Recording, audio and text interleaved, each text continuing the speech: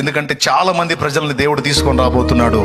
ఇంతకు ముందు జరిగిన కూటాల్లా కాదు, ఈసారి జరగబోయే కూటాలు ఇంకా ఎక్కువ విధంగా ఘనమైన స్థితిలో, ఘనమైన రీతిలో జరగబోతున్నాయి. తండ్రి సన్నిధి మినిస్ట్రీస్ పరిచర్య ఒక కీలకమైన మలుపు తీసుకోబోతుంది. తండ్రి సన్నిధి మినిస్ట్రీస్ పరిచర్య ఒక కీలకమైన మలుపు తీసుకోబోతుంది. ఇది సత్యం, ఇది సత్యం,